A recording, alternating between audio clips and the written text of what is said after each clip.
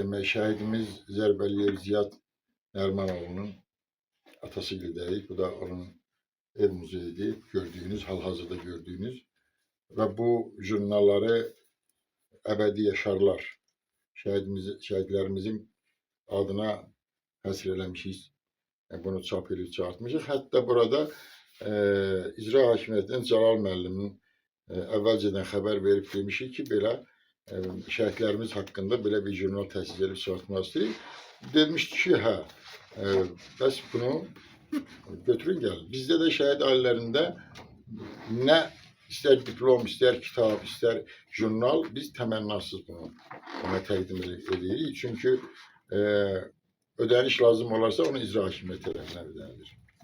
Amma şair və jurnalist Bəşir İbrahimov Şamaxı rayon icra hakimiyyətinin başçısı Tahir Məmmədovun fəaliyyətindən narazılığını ifadə edib. Onun sözlərinə görə aylıq əmək haqqısı 9000 manat olan icra başçısı şəhidlərin xatirəsinə həsr olunmuş Əbədi Yaşarlar adlı kitabın nəşrinə dəstək göstərməyib. O baxımdan da mən icra hakimiyyətində oldum, Cəlal müəllimin yanında. Başçıya müraciət elədilər. Başçı dedi ki, yox. Bizlik deyil. Tahir müəllim dedi, bizlik deyil. Halbuki Tahir müəllimi özü mətbuat işçisi olub, hamı yaxşı bilir. Bugünkü gündə Tahir müəllimin ayda 9000 əmək maaşı var.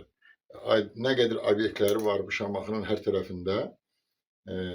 Amma onun bugünkü gündə imkanı görün nə dərəcədə aşağıdırsa, şəhidlərin adına gələn kitaba yardım, kömək eləməyi bacarmalı yoxdur, imkanı yoxdur.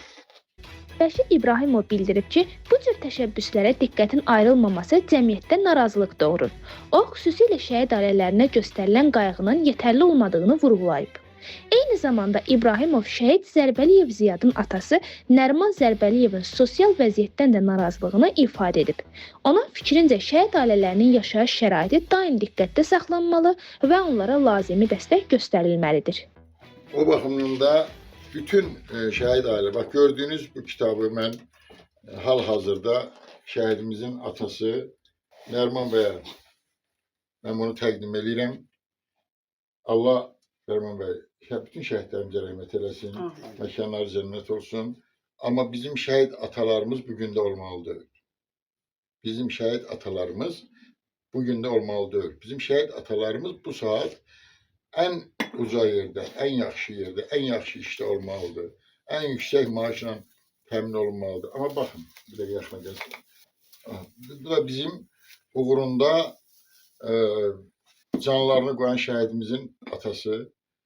Mənim ürəyim ağrıyır. Allah bunlara insaf versin. Sübhan müəllim başda olmaqla mən bütün bu 50 dənə kitabı bugünkü gündə paylayacağım şəhid ailələrine. Öz vəsaitim hesab. Çox sağ olun, var olasınız. Buyurun. Və Çox sağ olun. bizim adımızdan Sağ olun, var olasınız. Allah köməyiniz olsun, gələn ayaqlarınız var olsun. Allah sizlərdən razı olsun, vətənpərvər oğullarımız var olsun. Çox sağ olun. Sağ olasınız. Allah. Vallahi biz özümüz də qardaş. İstəyirsiniz burada danışın ekranda. Tahir müəllimlə də heç nə razı deyiləm.